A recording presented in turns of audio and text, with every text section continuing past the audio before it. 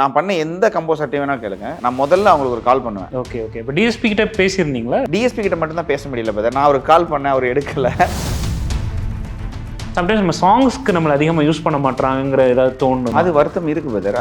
அதுக்கு நான் ஃபீல் பண்றதுக்கு டைம் இல்லை. அடுத்த படம் இருக்கு, அதுல பிஜிஎம் ஹிட் ஆயிருது. நான் என்ன சரி பாட்டு தானே வரல, ஒரு படம் முடிச்சு வெளில வரும்போது நம்மளுடைய பிஜிஎம் ஹம் பண்ணிட்டு வந்துட்டாங்கனாலே அது பெரிய விஷயம் தானே. சாங் பண்றதுல ஒரு ஃபீலும் இருக்கு பிரதர். அது ஏன்னா இங்க சாங் பண்றவங்கள தான் மதிக்கிறாங்க பிரதர். சரி இந்த படத்துக்கு பேக்ரவுண்ட் ஸ்கோர் எவ்வளோ நாள் ஆகும், அவர்கிட்ட உட்காந்து பேசுவோம், இது என்ன எதுவுமே இல்லை பிரதர். ஏன்னா பேக்ரவுண்ட் ஸ்கோரை ஒரு ஃபில்லிங் ஃபேக்டராக பார்க்குறாங்க. ஆனால் இப்போ தான் கொஞ்சம் புரிஞ்சுக்கிறாங்க. ப்ளூ சட்டை மரன்னே சொல்லலாமே, அவர் எனக்கு நல்ல பழக்கம் பிரதர், நல்ல க்ளோஸ் அவர். நான் பண்ண ஒரு படத்தை அவர் கலாச்சி சொல்லும் போது நான் சிரிச்சுட்டு தான் கேட்குறேன். ஏன்னா எனக்கு அது புரியுது, நான் ஸ்க்ரீனில் இது கரெக்டு தான், இது தப்புன்னு. ஸோ இதுவும் தேவைப்படுது.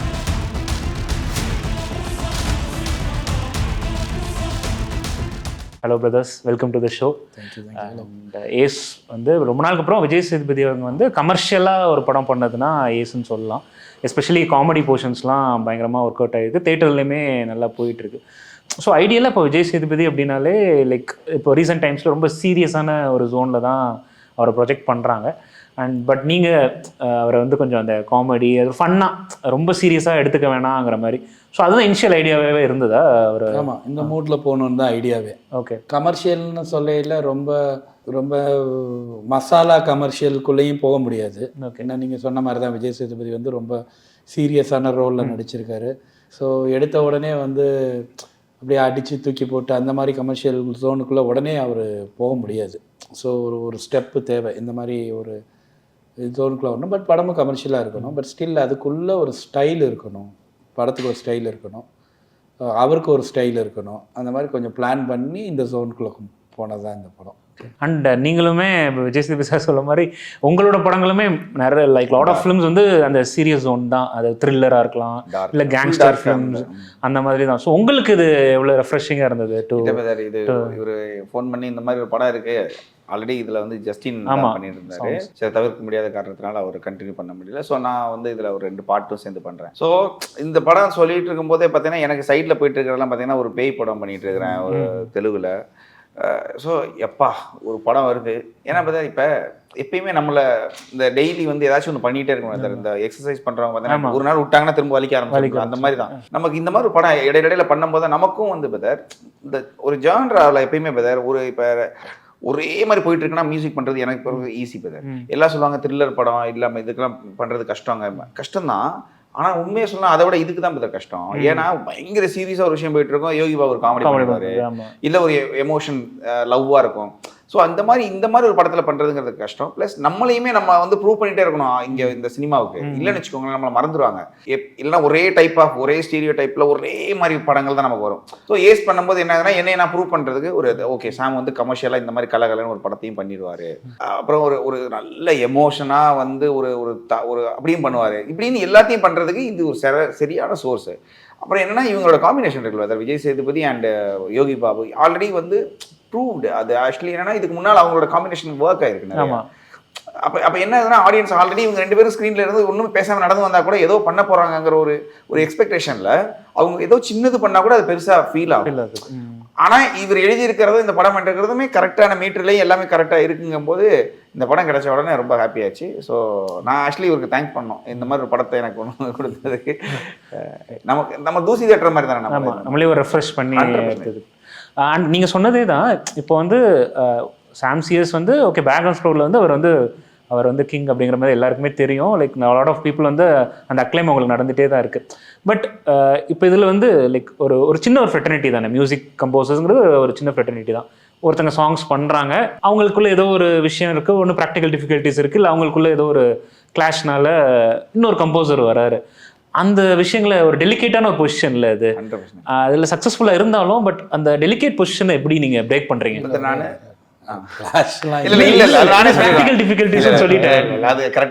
ரெண்டுமே ஆட் பண்ணிட்டேன். இல்ல பதர் என்னன்னா உங்க இதுல பிராக்டிகல் டிஃபிகல்ட்டிஸ் இல்ல பதர் என்னன்னா இல்ல அவர் காமனா கேக்குறாரு, நம்ம படமா இல்ல.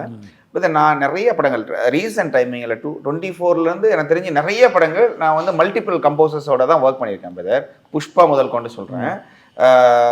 ஜிவியோட லாஸ்ட்டாக ஒரு 3-4 படம் அவர் சாங்கு, நான் பேக்ரவுண்ட் ஸ்கோரு அதுலேயுமே இப்போ இதுலேயுமே நான் ஒரு சாங் பண்ணியிருக்கிறேன் சார், 2 சாங் பண்ணியிருக்கிறோம். நான் என்னுடைய முதல் இது என்ன தெரியுமா பார்த்தா, நீங்கள் நான் பண்ண எந்த கம்போசர்ட்டே வேணால் கேளுங்க, நான் முதல்ல அவங்களுக்கு ஒரு கால் பண்ணுவேன். ஓகே, ஃபோன் பண்ணி பதர் இப்படி ஒரு படம் நீங்கள் பண்ண படம், இதில் உண்மையாகவே சொல்கிறேன் பதர், இது புது நியூஸு, எனக்கு வந்த ஒரு படம், அந்த படம் வந்து வேற ஒரு மியூசிக் டைரக்டர் கூட அந்த டைரக்டருக்கும் அந்த ப்ரொடக்ஷனுக்கும் ப்ராப்ளம். அந்த படம் வந்து சாம் நீங்கள் இந்த படம் பண்ணணும்னு நான் சொன்னேன். அது என் ஃப்ரெண்டு அவன் தானே பண்ணுறான், மியூசிக் டைரக்டர் ஒருத்தர் பண்ணுறாரு, அவன் தானே பண்ணுறான்னு கேட்டேன். இல்லை பதர் அவர் ஃபோனை எடுக்க மாட்டாரு, அதனால தான் நாங்கள் அப்படின்னாங்க. உடனே நான் ஃபோன் பண்ணி அவங்கள கனெக்ட் பண்ணி விட்டேன். ஏன்னா பதர் இங்கே வந்து இந்த ஒரு படமே இல்லையே, இந்த வெள்ளிக்கிழமை இந்த படம் ரிலீஸ் ஆயிருக்கு பதர், இது நல்லா ஓடுது, இன்னொரு 4 வாரம் போகும், அதோட முடிஞ்சு போச்சு. அதுக்கடுத்தது வெள்ளிக்கிழமை நான் அவங்க அதே மாதிரி ஒரு ஆளை பார்க்கணும், இதே மாதிரி ஒரு டைரக்டர் கூட நம்ம ட்ராவல் பண்ணுறோம். இது ஆடியன்ஸுக்கு வேணால் இது ஒரு படமாக இருக்கலாம் பதர், நமக்கு இது நம்ம பண்ணிட்டு இருக்கிற வாழ்க்கையில் இதுவும் ஒரு படம் அப்படிங்கும்போது நான் எல்லாமே இதுக்குமே ஜஸ்டினுக்கு கால் பண்ணி, ஜஸ்டின் என்ன இப்படி வந்திருக்கேன்னா, அவருக்கு என்னென்ன பற்றி இந்த அவர் வேற ஒரு மலையாள படம்ல பிஸியாக மாட்டிகிட்டு இருக்கிறாரு. ஸோ இப்போ நான் என்ன பண்ணுவேன் பதர், அவர் என்கிட்ட கேட்பாப்ல ஜஸ்டின் நிவாஸ் கே பிரசனை இவங்களாம் எப்படி சார் இப்படி வந்து இவ்வளோ படத்தை பண்ணுறீங்க, படம் பண்ணுறதை தாண்டி பதர் இங்கே கம்போஸ் பண்ணுறது இல்லை மியூசிக் டைரக்ஷன் மேனேஜ் பண்ணுறதா, இந்த டைம் மேனேஜ்மெண்ட், ஒரு சாங்கை செல் பண்ணுறது இல்லை பதர். அது வந்து நீங்கள் இந்த உலகத்தினுடைய மிக சிறந்த சாங்கை நீங்கள் பண்ணியிருப்பீங்க, ஆனால் அதை இவருக்கு நான் பிடிக்க வைக்கிறது இருக்குல்ல, அது மிகப்பெரிய டாஸ்க் பதர். அது ஏன்னா இவரோட டேஸ்ட்டுக்கு வந்து பாட்டு நல்லா இருக்கலாம், ஆனால் அவருக்கு பிடிக்காம இருக்கலாம், அது அவரையும் குத்த சொல்ல முடியாது. ஏன்னா முதல்ல அவருக்கு ஒன்று பிடிச்சாதானே பதர் அவரு வந்து ப்ரமோட் பண்ணுறாரு. ஸோ அவரை சாட்டிஸ்ஃபை பண்ணணும், அதுக்கடுத்தது ஹீரோ கிட்ட சாட்டிஸ்ஃபை கொண்டு அனுப்பிவிடுவாங்க, அவங்க ஒரு 10 பேர் இதை எப்படி ஹேண்டில் பண்ணுறீங்கன்னு என்கிட்ட கேட்பாங்க. நான் சொல்லுவேன் சிம்பிளாக, ஏன்னா நான் இவரை உட்கார வச்சுக்கிட்டே பாட்டு போட்டுருவேன் பதர், அதான் மேட்ரு. ஓகே, இந்த படத்துக்குமே நம்ம அப்படி பண்ணோம்.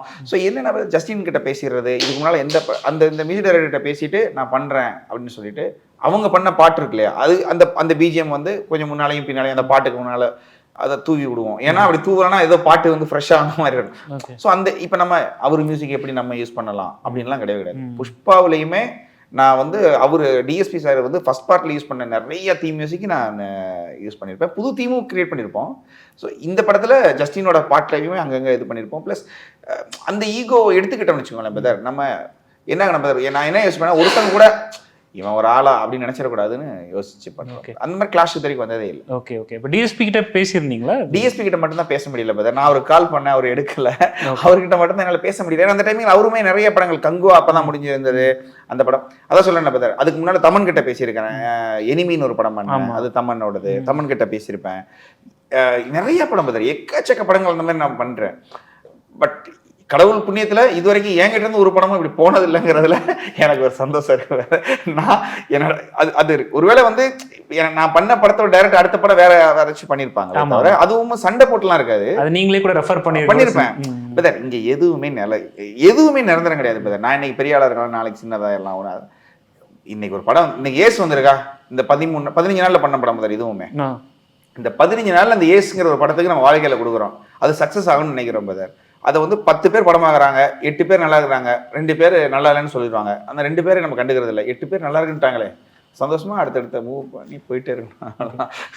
நீங்க எதுவும் ஆட் ஆன் பண்ண நினைச்சீங்களா ஜஸ்டின் லைக்? இல்லை அது கிளாஷ் இல்லைன்னு வந்து தெளிவுபடுத்துறேன். ஜஸ்டின் சரியான கம்போசர், கிளாஷ்லாம் கிடையாது. இப்போ ஒரு அந்த ப்ரெஷர் ஒன்று இருக்குது, லாஸ்ட் டைம் ரிலீஸ் ப்ரெஷர் ஒன்று இருக்குது. அப்புறம் அவர் கமிட்மெண்ட்ஸ்க்கு இவர் வந்து ரொம்ப கூலாக ஹேண்டில் பண்ணுவார் அந்த ப்ரெஷரை. இன்னொன்று ஒரு மல்டிபிளாக கம்போஸ் பண்ணல, குவாலிட்டி உங்களுக்கு ஒன்றும் டிஃப்ரென்ஸ் தெரியல. 15 டேஸ்ல பண்ண மாதிரிலாம் தெரியாது இல்லையா, எல்லாமே என்ன 1.5 மாதத்தில் என்ன பண்ணுவோமோ அதான் அதுலேயும் இருக்குது. அந்த ப்ரெஷரை ஹேண்டில் பண்ணுறது, அப்புறம் படங்கள் இருக்கையில் அதை எப்படி மேனேஜ் பண்ணுறது அப்படின்னு எல்லாம் பேசி பண்ணது தான். படத்தில் வந்து நான் நோட்டீஸ் பண்ணது உங்கள் லெகசி பற்றியுமே அங்கங்கே ரெஃபரன்ஸ் பண்ணியிருப்பீங்கல்ல, உங்கள் கிராண்ட் ஃபாதரோட ஸ்ட்ரீட்டு, அப்புறம் வந்து அந்த லைக் அது சேனல் இருக்கான்னு எனக்கு தெரியல, 7 Seas நியூஸ் இல்லை ஓகே, பட் அந்த மாதிரி நிறைய ரெஃபரன்சஸுமே இருந்தது. லைக் மலேசியா உங்களுக்கு ஒரு பெரிய லெகசி இருக்கு, அதனால நம்மளோட ஹோம் அங்கே இருக்கு, ஸோ அதனால நம்ம ஷூட் பண்ணலான்னு நினைச்சீங்களா? இல்லை அப்படி இல்லை. ஓகே, மலேசியாவில் ஷூட் பண்ணதுனால அந்த பேர் வச்சோம். ஏன்னா உண்மையிலே ஜாலான்னா ரோடு, ஜாலான்ங்கிறது வந்து மலாயில் வந்து ரோடுன்னு. ஓகே, ஸோ ஜாலான் ஆர்மோபில்லைங்கிறது வந்து ரோடு. இப்போ நம்ம ஊரில் வைக்கிறாங்கல்ல, கமதாசன் தெரு, அந்த மாதிரி மலேசியாவில் ஒரு ரோடுக்கு வந்து எங்களோட தாத்தா பேர் வச்சிருக்காங்க. ஸோ நம்ம மலேசியாவில் ஷூட் பண்ணுறோம், அப்படி ஒரு லெகசி இருக்கு. அதை காட்டலைன்னா அது நம்ம தப்புங்கிறத தாண்டி அது ஒரு பெருமை. அதனால் அது எங்கள் ஃபேமிலிக்கு மட்டுமே தெரிஞ்ச ஒரு விஷயம் நீங்கள் நோட்டீஸ் பண்ணியிருக்கீங்க. ஸோ அந்த விஷயம் என்டிஎஸ்ங்கிறது அவரோட அடைமொழி. ஸோ அவங்க இருந்ததுனால தான் நாங்கள் நம்மளோட இவ்வளோ இதில் இருக்கோம். அது ஒரு பரவாயில்ல. எப்படி இப்போ நீங்கள் இல்லை இவர் ஒரு பேர் இருந்தது, ஓகே கண்டிப்பாக ஏதாவது ஒரு கனெக்ட் இருக்கும் அப்படின்னு சொல்லிட்டு தான். இல்லை இவர் இப்போ போக்கர் பிரதர், இப்போ நார்மலாக போக்கர் கேம் எத்தனை பேருக்கு தெரியும்ங்கிறது தெரியாது. வேணா இதை வந்து ஒரு 3 சீட்டு வேற மாதிரி இந்த ரம்மியோ இல்லை ஒரு மாதிரி இந்த உள்ளே வெளியே விளையாடுவாங்க வச்சிருந்தா கூட யாரும் மலேசியாவில் ஏன் விளையாட மாட்டாங்களா அதெல்லாம். ஆனால் என்னன்னா இப்போ ஒரு இதில் பணம் ரொம்ப இன்வால்வ் ஆகக்கூடிய ஒரு கேமாக இருக்கணும்னா அதுக்கு வந்து இது கரெக்டாக இருக்கும்னு சொல்லிட்டு அந்த நான் கூட சொல்லும் போது இவர் வந்து சிஜியில் வந்து நிறைய வரும் பிரதர். அது எதுக்குன்னா அவர் அந்த கேமை மாற்றலை, பேஷனேட்டாக அதை பண்ணணும்னு இருக்காரு. ஆனால் வந்து எல்லாருக்கும் புரியுற மாதிரி அந்த இது போட்டார், யார் யாருக்கு எவ்வளோ அட்லீஸ்ட் கேம் தெரியாதவங்களுக்கு கூட வின் பண்ணிட்டு இருக்காரு அப்படிங்கிறது தெரியுங்கிறதுக்காக. ஸோ ஃபுல் படமே அவர் அந்த மாதிரி தான் பண்ணியிருக்காரு, எங்கேயுமே காம்ப்ரமைஸ் ஆகலை. அதுக்கு என்ன ப்ளஸ்னா அவரே ப்ரொடியூசர், அதனால கூட இருக்கலாம் அது. அண்ட் ஃபைட் சீக்வன்ஸ்லாம் இப்போ இங்கே இந்தியாவில் பண்ணுறதுக்கும் அங்கே பண்ணுறதுக்கும் நிறைய டிஃப்ரென்ஸ் இருக்குது. இப்போ இங்கே நீங்கள் ஜூனியர் ஆர்டிஸ்ட்னா நீங்கள் ஈஸியாக ஹையர் பண்ணிடலாம், பட் அங்கே அந்த டிஃபிகல்ட்டிஸ்லாம் எப்படி மேனேஜ் பண்ணிருக்கீங்க? அங்கே வந்து ஒரு இண்டஸ்ட்ரி இருக்குது. ஓகே, மலேசியன் இண்டஸ்ட்ரி, ஒரு மலை இண்டஸ்ட்ரி ஒன்று இருக்குது. அங்கே ஃபைட்டர்ஸு, ஃபைட் மாஸ்டர்ஸ் அவங்கெல்லாம் இருக்காங்க. ஒரு சைனீஸ் மாஸ்டர் இருக்கார், எல்லாருமே இருக்காங்க. அவங்க கொரியோகிராஃப் பண்ணுவாங்க அங்கே பண்ணையில். அவங்களுக்கு வந்து இன்னும் என்னென்னா நம்ம அளவுக்கு லக்ஸுரியில் அந்த பெட்டெல்லாம் கீழே போட மாட்டாங்க. ஓகே, ரோப்லாம் கட்டிலாம் ஜம்ப் பண்ண மாட்டாங்க. இப்போ நீங்கள் பார்க்குறது எல்லாமே அவங்க ரியலாக டைவ் பண்ணது. கீழே விழுந்ததெல்லாம் சும்மா ஒரு பேடு மட்டும் போட்டு டமான்னு கீழே விழுந்துருவாங்க. ஏன்னா அவங்களுக்கு வந்து அந்த லக்ஸுரியை தாண்டி அவங்க அது யூஸ்டு, அவங்க அது எல்லாத்துக்குமே. ஸோ அந்த அவங்களோட கொரியோகிராஃபியோட ஸ்டைல் வந்து வேற. அவங்க வந்து எப்படின்னா ஃபுல்லாக கொரியோகிராஃப் பண்ணிடுவாங்க. ஓகே, இப்போ நம்ம வந்து ஷார்ட் பை ஷார்ட் கொரியோகிராஃப் பண்ணுவோம். கட் பண்ணிவிட்டு அந்த கட்டில் இருந்து எடுப்போம், இல்லைன்னா ஒரு டிஃப்ரெண்ட் கேமராஸில் வந்து கேப்சர் பண்ணிவிட்டு ஒரு சீக்வன்ஸ் முடிச்சுட்டு அடுத்த சீக்வன்ஸில் போவோம். பட் இந்த ஃபைட் வந்து அவங்களோட ஸ்டைல் வந்து டோட்டல் ஃபைட் வந்து ஒரே சீக்வன்ஸாக கொரியோகிராஃப் பண்ணி முடிச்சிருவாங்க. அப்போ அது வந்து ஞாபகம் வச்சுக்கணும், அது ஹீரோவோட பயங்கர ப்ரில்லியன்ஸும் கூட. அந்த ஒரு கேம்லிங் சீனில் எடுத்த ஃபைட்டில் எல்லாம் அது ஒரே ஷாட், டிஃப்ரெண்ட் கட்ஸ் இருக்குது, பட் வந்து பெர்ஃபார்ம் பண்ணது வந்து சிங்கிளாக பெர்ஃபார்ம் பண்ணணும். ஓகே, அது வெட்டுறதுக்கு முன்னாடி வரைக்கும் சிங்கிளாக பெர்ஃபார்ம் பண்ணணும். அப்படின்னா தான் அந்த டைனமிக் ரொம்ப எனர்ஜெட்டிக்காக இருக்கிற ஃபீல் வந்து அதனால தான் கிடைக்கிது. ஹேண்டலில் இருக்கையில் அப்படி பண்ண அந்த இதில் அது அவங்களோட ஸ்டைல். ஆனால் அப்போ நமக்கு அவங்களுக்கு கொஞ்சம் கிளாஷ் இருக்கும். நம்ம வந்து கட்டு எங்கே அவங்களுக்கு சொல்கிறதுன்னு தெரியாது, எப்படி அவங்களுக்கு இது சொல்கிறது, அது வந்து அது நம்ம மேனேஜ் பண்ணணும், டைரக்டராக நம்ம மேனேஜ் பண்ணணும். ஸோ அந்த மாதிரி. ஆனால் அவங்களுக்கு ஸ்டண்ட் கொரியோகிராஃபர்ஸ் இருக்காங்க இங்கே. ஓகே, ஜேம்ஸ் ரிக்கின்னு ஒரு டீம் அவங்க மலாய் டீமு, ஜேம்ஸ்கிறது வந்து சைனீஸ் டீமு, அவங்க 2 பேர் பண்ணாங்க. இங்கே வந்து திலீப் சுப்ராயன் பண்ணார் லாஸ்ட் ஃபைட். ஓகே, வீட்டுக்குள்ளே நடக்குது. அதெல்லாம் இங்கே அதெல்லாம் இங்கே சென்னையில் எடுத்தது. வீட்டுக்குள்ளே இருக்கிறது சென்னை, எக்ஸ்டீரியர் ஃபுல்லாக மலேசியாவில் இருந்தது. இப்போ நீங்கள் பேக்ரவுண்ட் ஸ்கோர் பண்ணுறீங்க எல்லாம் ஓகே, பட் ஒரு கம்போசராக உங்களுக்கு சம்டைம்ஸ் நம்ம சாங்ஸ்க்கு நம்மளை அதிகமாக யூஸ் பண்ண மாட்டாங்கிற ஏதாவது தோணும்? அது வருத்தம் இருக்கு பிரதர். அது பட் மலையாளம்ல கூட ஆடியோஸ்ல அந்த சாங், உங்களோட சாங்ஸ் எல்லாமே சார்ட் பஸ்டர்ஸாக இன்றைக்குமே இருக்குது. பட் ஸ்டில் நம்மளை சாங்ஸ்க்கு யூஸ் பண்ண மாட்டாங்க, பேக்ரவுண்ட் ஸ்கோருக்கு நிறைய யூஸ் பண்ணுறாங்களே அப்படிங்கிற மாதிரி தோணுதா? என்னோட பெருமையாக வெளியில் சொல்லிக்கிறது என்ன தெரியுமா பிரதர், நான் போட்ட எல்லா லவ் சாங்குமே ஹிட்டு. யாஞ்சி ஹிட்டு. இப்போ ஒரு படத்தில் சில பாட்டு ஒரு பாட்டு ஹிட் ஆகாமல் இருக்கலாம். ஏன் ஹிட் ஆகாமல் இருக்குன்னா அந்த படமும் ஹிட் ஆகிருக்காது. இப்போ நீங்கள் இப்போ கைதி மாதிரி ஒரு படத்தில் ஒரு லவ் சாங்கும் ஒரு ஐட்டம் நம்பரும் இருந்துச்சுன்னு வச்சுக்கோங்களேன், 100% ஹிட் ஆயிருக்கும். ஆனால் ஐட்டம் நம்பர் எப்படி வைக்கணும்னா, இவர் போயிட்டே இருக்கிறாரு, லாரி ஓட்டிட்டு போயிட்டு இருக்கும்போது திடீர்னு ஒரு தாபா இப்படிலாம் போச்சுன்னா படங்காலி படம். அப்போ என்ன இந்த ஒரு நார்மல் டெம்ப்ளேட்ல இல்லாத படங்களும் மியூசிக் இம்பார்ட்டன்ஸ் உள்ள படங்கள் தான் எனக்கு வருது. நீங்க நார்மல் டெம்ப்ளேட் இல்லாத படம்னாலே அங்கே பாட்டுக்கான வேல்யூவே இருக்காது, ரொம்ப கம்மியா இருக்கும். எதுக்குன்னா ஒரு மாண்டேஜ் ஒரு 5 நாளை கடத்தணும், இல்லை வந்து 5 வருஷத்தை கடத்தணுங்கிறது ஒரு மாண்டேஜுக்கு தான் பாட்டு தேவைப்படுதே தவிர எனக்கு அதை மீறி வந்த படம் ஸ்பீட் ராஜாவை மீதி ராணி மாதிரியான ஒரு லவ் படங்கள். ஸோ அதுலலாம் பாட்டு ஹிட்டு தான். வருத்தம் நிறைய இருக்குது. ஆனால் அதை எப்படி நீங்கள் காமிச்சிக்கிறீங்கன்னா அதுக்கு நான் ஃபீல் பண்ணுறதுக்கு டைம் இல்லை. இப்போ நான் வந்து படம் பண்ணிட்டே இருக்கீங்க, அடுத்த படம் இருக்குது, அதில் பிஜிஎம் ஹிட் ஆயிடுது. என்னன்னா நான் என்ன சரி பாட்டு தானே வரல, ஒரு படம் முடிச்சு வெளில வரும்போது நம்மளுடைய பிஜிஎம் ஹம் பண்ணிட்டு வந்துட்டாங்கனாலே அது பெரிய விஷயம் தானே. இப்போ நீங்கள் பாட்டுனா கூட முன்னாலே ஒரு 1000 தடவை கேட்டிருப்பாங்க. தியேட்டரில் உட்காரும்போது அந்த பாட்டு கேட்கும்போது நம்ம ஆல்ரெடி கேட்ட பாட்டுங்கிறனால நம்ம அதை என்ஜாய் பண்ணுறோம்.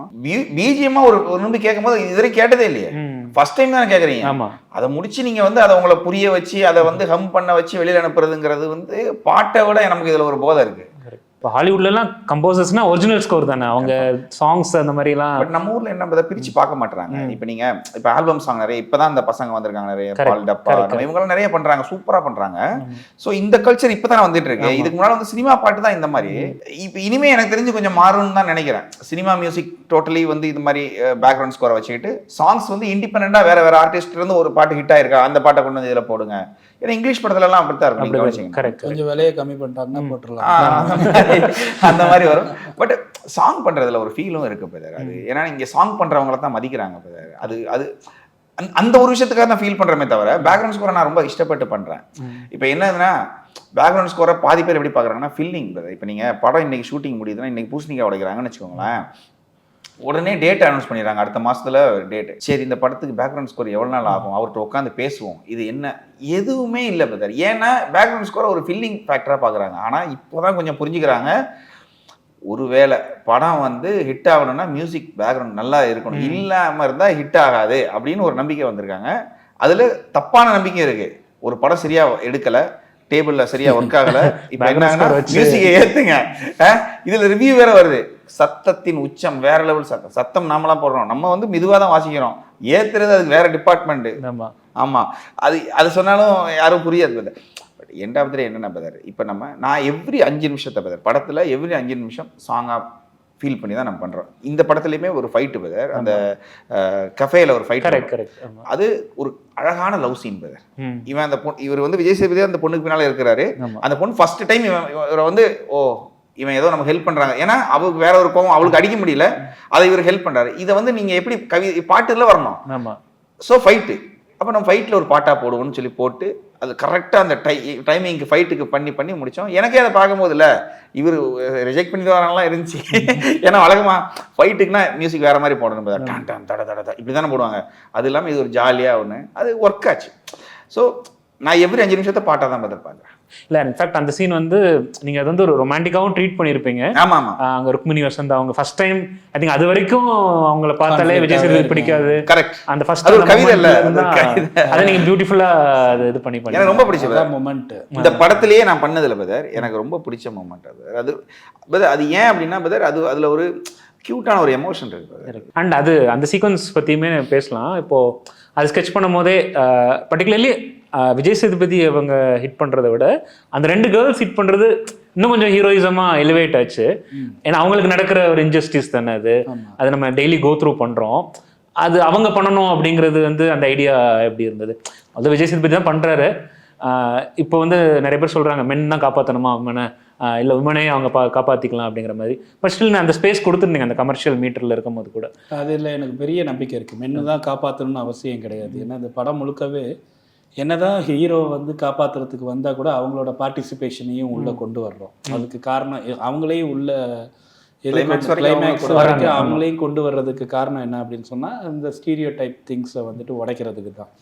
ஒரு ஹீரோனா வந்து ஹீரோயினை காப்பாற்றுறதுங்கிறது வந்து நல்ல ஐடியா தான். பட் ஹீரோ வந்து ஹீரோயினை காப்பாற்றையில அவங்களோட பார்ட்டிசிபேஷனே வைக்கிறது வந்து அது இந்த ஸ்டீரியோ டைப்பான விஷயங்களை உடைக்கிறது. அந்த இடத்துல அடிக்கிறதுல வந்து அதான் மொமெண்டமாக உருவாகுது.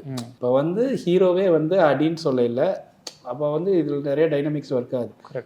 அங்கே ஹீரோயிசமும் கூடுது. ஹீரோ என்ன பண்ணுறாரு, அவனை அடிச்சுட்டு அவள் கையால் இவனை தானே டீஸ் பண்ண. ஏன்னா ஹீரோவுக்கு தெரியாது இவன் வந்து அவளை டீஸ் பண்ணது, ஹீரோயினை டீஸ் பண்ண விஷயம் வந்து ஹீரோவுக்கு தெரியாது. ஸோ இவர் இந்த பொண்ணை டீஸ் பண்ணது தான் தெரியும். ஸோ அவள் அங்கே ஹீரோயிசம் இப்படி ஒர்க் ஆகுது அப்படின்னு சொன்னால் யாரை நீ டீஸ் பண்ணி அவள் கையாலே நீ அடிவாங்க அப்படின்னு சொல்லி கூட்டிகிட்டு வர்றாரு. இப்போ அவள் எங்கடா அடிக்கணும்னு கேட்டுட்டு இருக்கையில அப்போ வந்துட்டு அந்த பொண்ணு வந்து அடிக்கிறா. ஏன்னா இப்போ நான் டைரெக்டாகவும் போய் அந்த சீனை வந்து ஹீரோயினை டீஸ் பண்ணதை ஹீரோ பார்த்தாரு, ஹீரோ பார்த்தனோன்னா ஹீரோ வந்து தட்டி கேட்டாரு, உடனே ஹீரோவுக்கு ஹீரோயினுக்கு லவ் வந்துருச்சு. இப்படி வச்சோம்னா ரொம்ப கிளிஷேவா இருக்கும். கிளிஷேங்கிறத தாண்டி ஏன்னா நமக்கே போர் அடிக்குது இல்லை இதை பண்றதுக்கு, எழுதுறதுக்கே போர் அடிக்குது. நான் அந்த மொமெண்ட்டுக்கு வந்து கிட்டத்தட்ட ஒரு ½ டே செலவு பண்ணேன். ஓகே, அந்த ஒரு மொமெண்ட்டுக்கு மட்டும் ஃபைட்டில் ஒரு 2 days ஃபைட் எடுத்தோம்னா ½ டே வந்து அந்த ஒரு மொமெண்ட் ஷார்ட்டுக்கு மட்டும் நம்ம வந்துட்டு செலவு பண்ணுறோம். ஏன்னா படத்தில் வேறு மொமெண்ட் இல்லையே. கரெக்ட், அது ஒர்க் ஆகுறது அதுக்கு முன்னாடி வரைக்கும் ஒன்று, அதுக்கப்புறம் பாட்டு போயிடுது. ஆமாம், எங்கே மொமெண்ட் ஒர்க் ஆகுது அந்த ஒரு ½ second like 1 minute, less than a 1 minute அங்கே தான் வந்து ஒர்க் ஆகுது. ஸோ பதர் இவர் ப்ரொடியூசராக இருக்கிறதுங்கிற இவர்கிட்ட இருந்து நான் ஒன்று கற்றுக்கிட்டேன் பதர். ஒரு ப்ரொடியூசராக இருந்து டைரக்டருக்கு அவங்ககிட்ட கவனமாக ஒர்க் பண்ணணும். ஏன்னா பதர் நீங்கள் நம்ப மாட்டீங்க, எனக்கு நம்பிக்கை இருக்கும் பதர். ஒரு படம் வந்து ஸ்க்ரீனில் எப்படி வரப்போகுது, இந்த படம் எப்படி மியூசிக்கலாக இருக்கும், இவரை எப்படி திருப்திப்படுத்தலாம். இவர் ஃபர்ஸ்ட் ஹாஃப் பார்த்துட்டு பயங்கர ஹாப்பி பதர். செகண்ட் ஹாஃப் போயிட்டு இருக்கு. இந்த படம் 15 நாளில் பண்ணதான் பதர். ஸோ செகண்ட் ஹாஃப் போயிட்டு இருக்கு. நான் முடிச்சிட்டேன், எனக்கு தெரியும். ஆனால் இவர் இன்னும் பார்க்கல. ஸோ எனக்கு இவர் வந்து ஃபோன் பண்ணுறாரு. ஏன்னா இவர் ப்ரொடியூசர்னால இவர் ஃபோன் பண்ணி பதர் ஒரு வாரம் தள்ளி போயிடலாம் பதருங்கிறாரு. தள்ளி போயிட்டு ஏன்னா எனக்கு வந்து செகண்ட் ஹாஃப் பார்க்கணும், எனக்கு ஃபர்ஸ்ட் ஹாஃப் மாதிரி திருப்தியாக பார்த்துட்டு முடிச்சு போனான்னு நான் சொல்கிறேன் பதர், நம்புங்க பதர், கன்ஃபார்ம் போயிடலாம் அப்படிங்கிறேன். இது வரைக்கும் என்னுடைய வாழ்க்கையில் ஒரு படம் கூட சாம்னால டிலேன்னு வந்ததே கிடையாது. ஸோ இவர் வந்து ஒரு வாரம் தள்ளி போறாரு, மியூசிக் கிடைக்கலன்ற இப்படி வந்து எப்படி யோசிப்பாருங்க? என்ன உலகம் என்ன சொல்லும்? நான் சொல்றேன் பதர், நீங்க பார்க்கலதான், நீங்க வந்து பாருங்க, பார்த்துட்டு உங்களுக்கு ஓகே ஆயிரும், தைரியமா கரெக்ஷனே இருக்காது, நீங்க பாருங்கன்றேன் நானு. ஆனா ஏன் ப்ரொடியூசரா இருந்தாலும் மட்டும்தான் இவரால் யோசிக்க முடியும். டைரக்டரா இருந்தா பண்ணவே முடியாது. ஆனா இதுல பிளஸும் இருக்கு பதர், அந்த குவாலிட்டிக்காக அவர் யோசிக்கிறார்ல. இப்ப ஒரு வாரம் தள்ளி வந்தா பரவாயில்லைங்க, ஆனா குவாலிட்டியா வரணும்னு நினைக்கிறது இருக்குல்ல பதர், இது சரியான ஒரு பாசிட்டிவ் தாட் பதர். இது நான் என்ன சொல்றேன், இது ப்ரொடியூசருக்கும் வரணுங்கிறேன். இப்ப ஏன் இந்த வாரம் ரிலீஸ் பண்ணலாம், ஏன்னா இந்த உலகம் இடிஞ்சு விழுந்துருமா எல்லாம் அப்படின்னு இங்க அவசர அவசரமா பண்றாங்க பதர் படத்தை. அது சரியா கூட சிஜி வந்திருக்காது. இல்ல, அது நிறைய ப்ராப்ளம்ஸ் இருக்கு, காம்ப்ளிகேஷன்ஸ் இருக்கு, மார்க்கெட்டோட காம்ப்ளிகேஷன் இல்ல நிறைய இருக்கு பதர். நான் என்ன சொல்றேன்னா, நீங்க அப்படி ரிலீஸ் பண்ணி ஒண்ணு இல்லாம எல்லாமே கஷ்டமா போறதுக்கு புரிதல் தானே பதறீங்க. அது எனக்கு என்னமோ அப்படி தோணுது பத்தி. இந்த இதுல அவருக்கு நான் பயங்கரமா எனக்கு அது புரிஞ்சிச்சு. ஆனா எனக்கு என்ன இன்னொரு சைட்லன்னா, நம்ம மியூசிக் கொடுக்குறேன்னு ஒரு படம் தள்ளி போயிருச்சுன்னா அது ஆனா கடைசியில பாத்துட்டோம்ல, பார்த்து அதுக்கப்புறம் கொஞ்சம் சின்ன சின்ன வேலைகள்லாம் பண்ணி அதுக்கப்புறம் அது இந்த டைம்குள்ள முடிஞ்சிடும் தெரிஞ்சதுக்கு அப்புறம் தான். இல்ல எனக்கு கான்ஃபிடன்ட் இருக்கு, அவருக்கு இருக்கும். அவரு பாத்துட்டாரு. நான் வந்து ஹீரோட்ட சொல்லிடுறேன், எனக்கு கதை எழுதியிருப்பேன், எனக்கு கான்ஃபிடென்ட்டா இருக்கும். கேட்கற வரைக்கும் அவருக்கு இருக்காது இல்ல. அண்ட் இப்போ விஜய் சேதுபதி சார் வந்து அந்த ஆடியோ லான்ச்ல பேசிட்டு இருக்கும், ப்ரெஸ் மீட்ல பேசிட்டு இருக்கும்போது சொல்லியிருந்தாரு உங்களை பத்தி, லைக் நீங்க ஃபர்ஸ்ட் மீட் பண்ண அந்த தருணங்கள்ல இருந்து. ஸோ அஸ் ஹீரோவாக வந்து இப்போ நான் அவர்கிட்ட பேசும்போது கூட சொல்லியிருப்பார், உங்களுக்கு தெரியாது எத்தனை படங்களுக்கு எனக்கு காசு வந்தது கிடையாது, சேலரி வந்தது கிடையாது அந்த மாதிரி. அண்டு அவர் வந்து ஒரு படம் பண்ணுறாருன்னா ஃப்ரெண்ட்ஷிப் எவ்வளோ வேல்யூ பண்ணுறாரு, அதை பற்றி அவர் ஃப்ரெண்ட்ஷிப்பே வேல்யூ பண்ணுவார். அதே சமயம் வந்து அந்த படத்தில் இந்த படம் எப்படி பொசிஷன் ஆக போகுதுங்கிறத யோசிச்சு தான் பண்ணுவார் ஒரு இதுவை. அதான் நான் சொல்லியிருந்தேன், இப்போ 2018 அந்த படம் முடித்தோம் லாபம். இது ஒரு நாள் பார்த்து சொல்கிறேன். அப்போ நான் 2019 இந்த படம் நடக்கலை. ஆமாம்.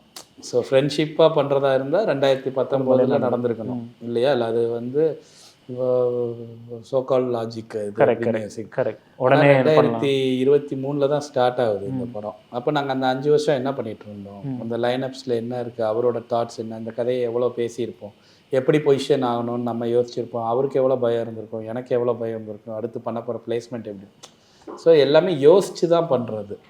எனக்குன்னு இல்லை, எல்லாரோடையுமே, எல்லாரோடையும், எல்லா டைரக்டர்ஸ் யாருக்கு பண்ணுறதா இருந்தாலும்.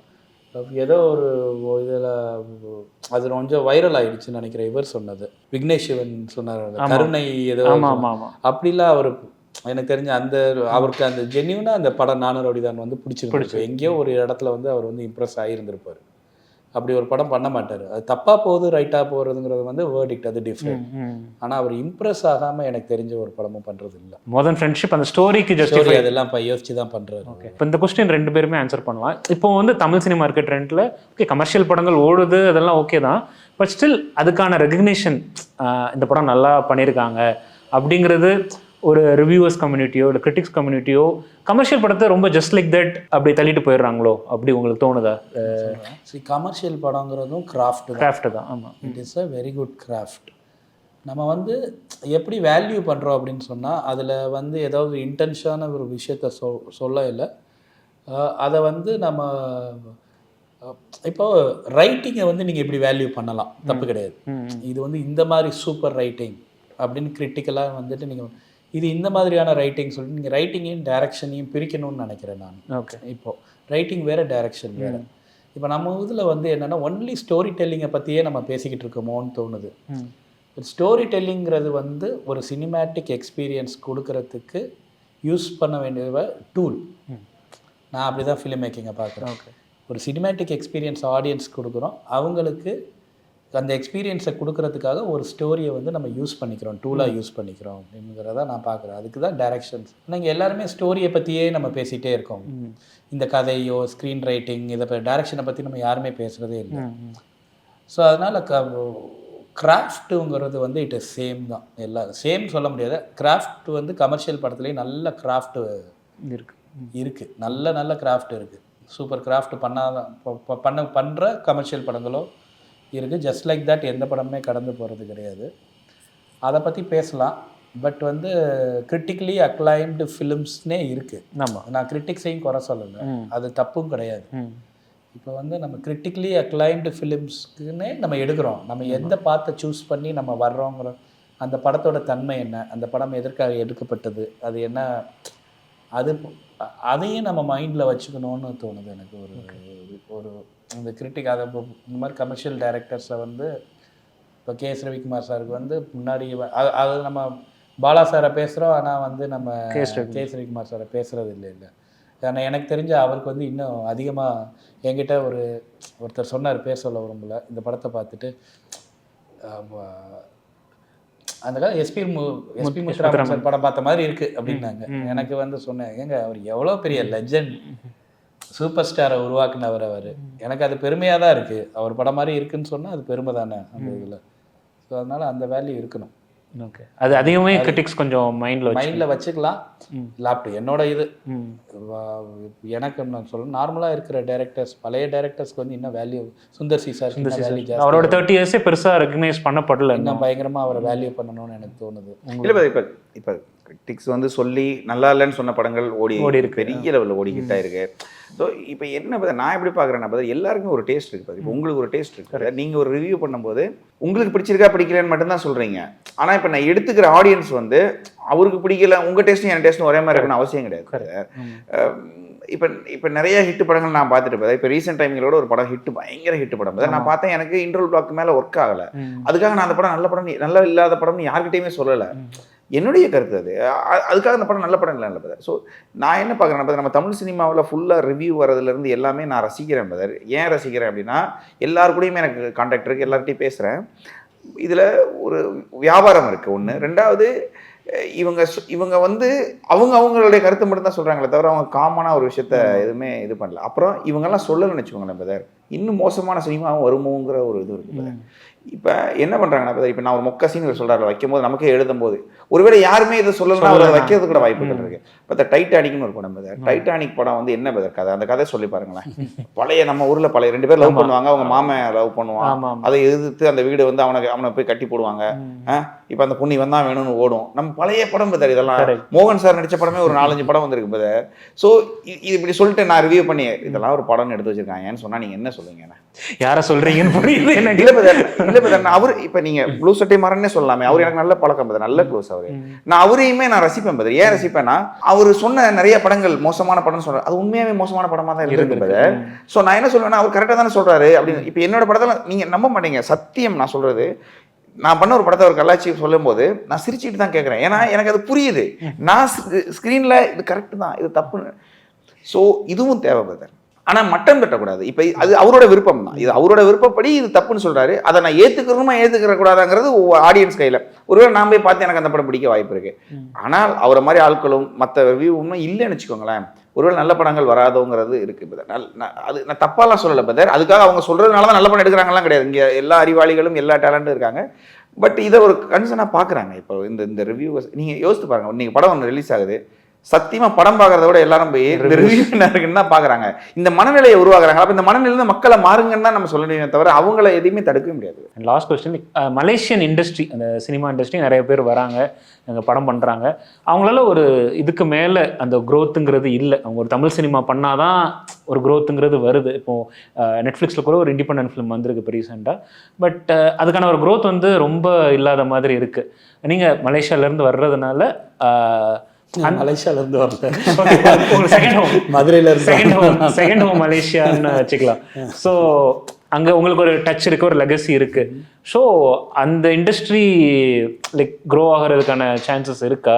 என்ன மாதிரி இருக்கு அந்த இண்டஸ்ட்ரியில் ஸ்கோப் வந்து இப்போ மலேசியாவில் வந்தோட தமிழ் பாப்புலேஷன் வந்து அரௌண்ட் ஒரு 30 லேக்குன்னு நினைக்கிறேன், 30 லட்சம் பேர் தான் இருக்காங்க. அவங்க எடுக்கிற படங்கள் வந்து அந்த 30 லேக்ஸ் பீப்புளுக்கு தான் எடுக்கிறாங்க. அப்போ உங்களுக்கு அதோட பட்ஜெட் லெவல் கம்மியாக இருக்கும், அவங்க மட்டுமே தான் பார்க்க முடியும், அதுவும் சினிமாவில் மட்டும்தான் காஸ்ட். இப்போ தான் கொஞ்சம் கொஞ்சம் நெட்ஃப்ளிக்ஸ் இதெல்லாம் வர்றாங்கன்னு நினைக்கிறேன். ஸோ இந்த மாதிரி அவங்களோட க்ரோத் வந்து ரொம்ப ரெஸ்ட்ரிக்டடாக தான் இருக்குது. ஸோ கொஞ்சம் மெயினாக பட்ஜெட் தான், பட்ஜெட் இஷ்யூ. ஸோ அதுக்குள்ளேயே தான் படம் பண்ணுற மாதிரி இருக்குது. இப்போ அவங்களுக்கு வந்து தமிழ் படம் தான் வைட் ரீச். இப்போ அந்த ஆர்டிஸ்ட்டாக இருக்கட்டும், இப்போ அங்கேயே ஒரு ஃபில்ம் மேக்கர் இருந்தாங்கன்னா, ஒரு நம்மளோட மெயின் ஸ்ட்ரீம் தமிழ் படம் எடுத்தாங்கன்னா, எல்லாருக்கும் டேலண்ட் இருக்குது, நிறைய டேலண்ட்ஸ் இருக்காங்க. நான் ரொம்ப எக்ஸ்ப்ளோர் பண்ணேன் அவங்களோட அந்த. இப்போ அவங்களுக்கு டப்பிங்கே பேச தெரியாது, எனக்கு ரொம்ப கஷ்டப்பட்டோம். அவங்க நடிச்சிட்டாங்க, சூப்பராக நடிச்சிட்டாங்க. அங்கே ஒரு பொண்ணு நடிச்சிருப்பா பிரிசிலான்னு சொல்லிட்டு, அந்த லாஸ்ட்டு சீனில் கூட அழுகிற மாதிரி, அதெல்லாம் சரியான ஆர்டிஸ்ட், நல்லா நடித்தாங்க. அவங்க டென்னிஸ்னு ஒருத்தர், அதெல்லாம் நல்லா நடித்தார். பட் அவங்களுக்குலாம் டென்னிஸ் நல்லா டப்பிங் பேசுகிறாங்க, டப்பிங் பேச வராது, ஏன்னா அவங்களுக்கு பழக்கம் இல்லை. ஸோ இந்த மாதிரி இப்போ மலேசியன் ஆர்டிஸ்ட்க்கு வந்து ஸ்கோப் வந்து கம்மி. நம்ம படங்கள் நடித்தாங்கன்னா இருக்கும், இல்லாட்டினா வைட் மார்க்கெட். மியூசிக்கெல்லாம் இப்போ அங்கெல்லாம் ரொம்ப இதாக வராங்க, மேலே ஏறி வராங்க, இண்டிபெண்டன்ட் மியூசிக் நிறைய பேர் வராங்க, சூப்பராக. இப்போ அதேமாதிரி நானும் இப்போ இந்த ரீசெண்ட் டைம் இல்லை, நம்ம கர்நாடகா வந்து கன்னடா இண்டஸ்ட்ரியை நம்ம எப்படி பார்த்தோம், இன்னைக்கு அவங்களும் ஒரு பயங்கரமாக வராங்க. ஸோ ஒரு பேங்க் தான் பதர், நம்ம ஏதோ ஒன்று கிளிக் ஆயிடுச்சுன்னா எனக்கு தெரிஞ்சு அது 2-3 படங்கள் நல்லாவும் இருக்குங்க. அது பூச்சாண்டின்னு ஒரு படம் பண்ணாங்க, நல்லா இருந்தது அந்த படம், horror films. Thank you so much. Thank you.